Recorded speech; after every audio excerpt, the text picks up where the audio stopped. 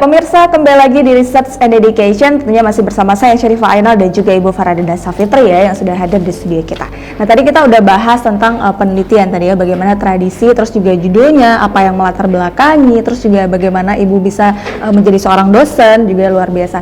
Dan kita juga akan mengetahui ya sebenarnya di mana sih observasi yang Ibu lakukan, terus isu yang Ibu angkat gitu terkait dengan penelitian yang sudah Ibu meneliti tadi. Silahkan. Iya. Jadi mungkin sudah seperti yang saya sampaikan tadi ya. Iya.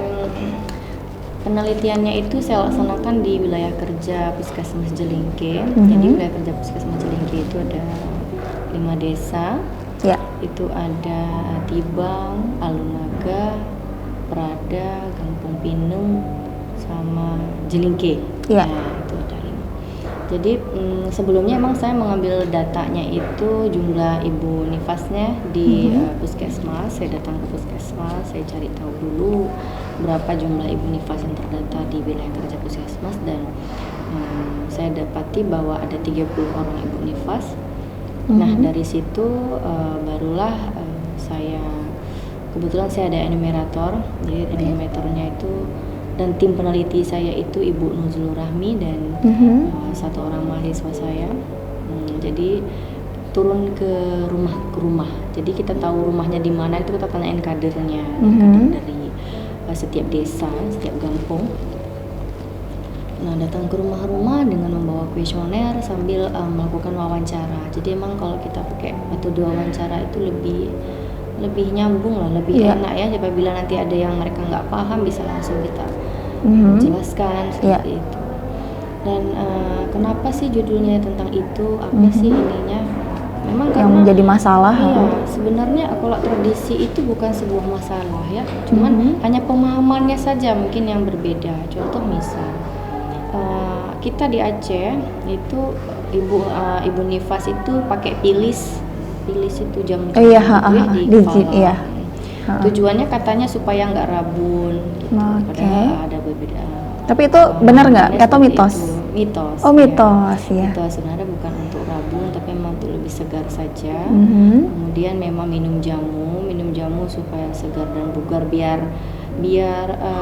aktivitas badannya fit aja gitu ya. Gitu.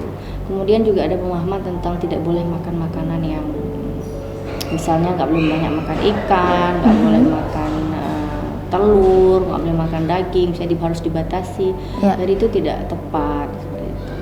Dan alhamdulillah dari hasil penelitiannya itu memang tidak banyak ibu-ibu yang melakukan perilaku atau tradisi perawatan yang negatif. Malahan banyaknya yang positif. Contoh misalnya mereka nggak akan kemakan, mereka ada melakukan senam masa nifas, senam-senam kecil kan.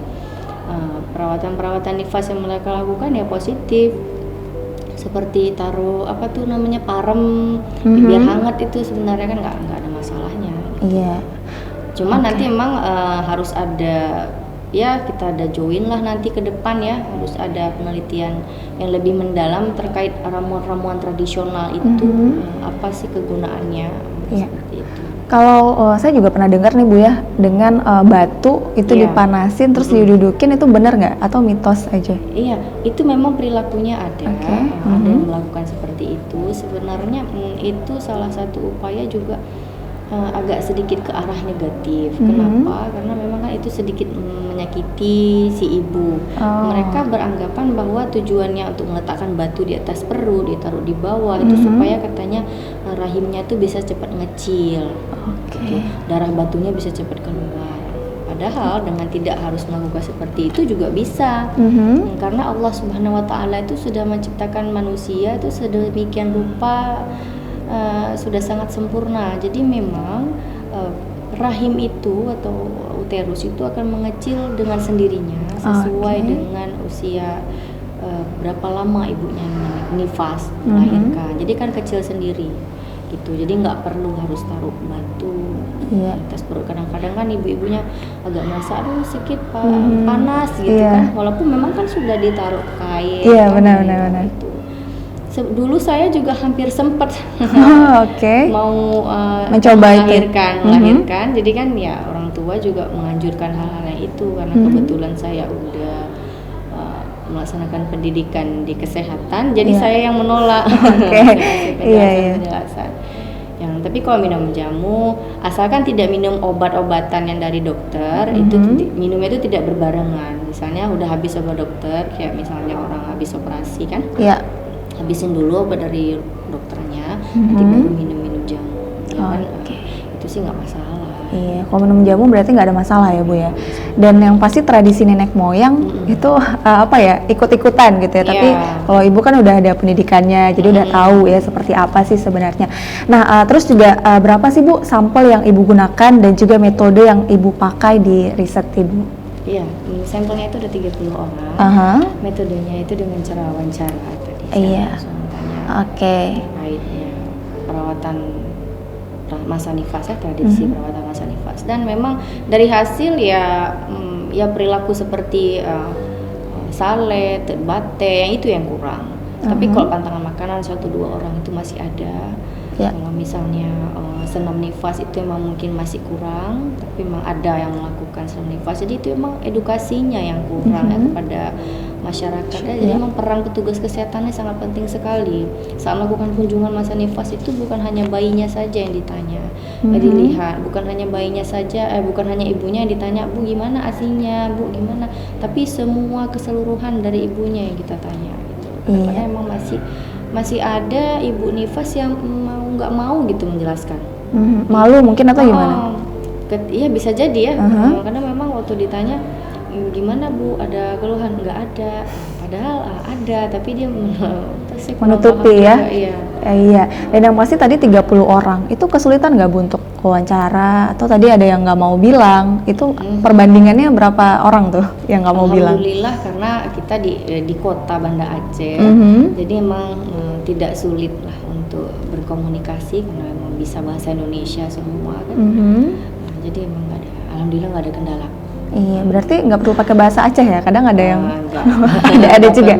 Nggak, saat saya melakukan penelitian itu nggak perlu saya pakai gunakan bahasa Aceh, tapi ya setelah kita ngobrol-ngobrol terkait kuesioner saya, baru kadang ada orang tuanya kan, biasa kalau orang habis nifas itu kan ada memang yang ada orang tuanya di situ yang ngomonglah bahasa Aceh sedikit-sedikit tentang. Ya berarti yang 30 orang itu semuanya emang baru nifas atau gimana? Memang ibu masa nifas. Oh, ibu masa nifas ya. Oke. Lagi nifas ada yang 6 hari, ada yang 2 hari, ada yang 30 hari gitu.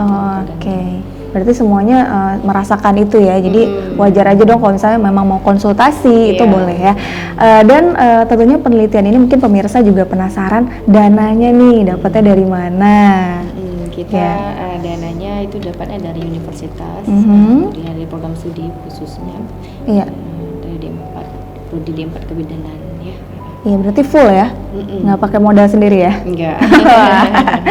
Keren-keren nih kalau nggak pakai modal sendiri ya. Ya mungkin ada hal-hal kecil gitu kadang mungkin di masyarakatnya perlu apa, kayaknya harus modalin sedikit, itu nggak ada ya? Enggak ada. Oh nggak ada ya, emang bener-bener dari universitas. Iya, kita memang saat melakukan wawancara atau penelitian ke lapangan itu kan memang turun sendiri tanpa ada ya harus bayar dulu sih ini itu. Oh nggak ada ya, oke. Dan yang pasti harapan dari penelitian yang sudah Ibu teliti ini apa Bu? Ya, harapannya adalah setiap tradisi yang positif itu boleh saja dilaksanakan. Ya. Apabila tradisi yang kira-kira menurut ibu nifasnya itu tidak nyaman, itu sebaiknya tidak nyamannya itu misalnya merasa sakit, tambah sakit kan, itu sebaiknya dihindari. Contoh kayak makanan yang nggak boleh, yang ada pantang segala macam ya. Kalau misalnya memang dari awal ibunya memang ada pantangan makanan, ya jangan dimakan gitu ya. Nggak masalah gitu kan.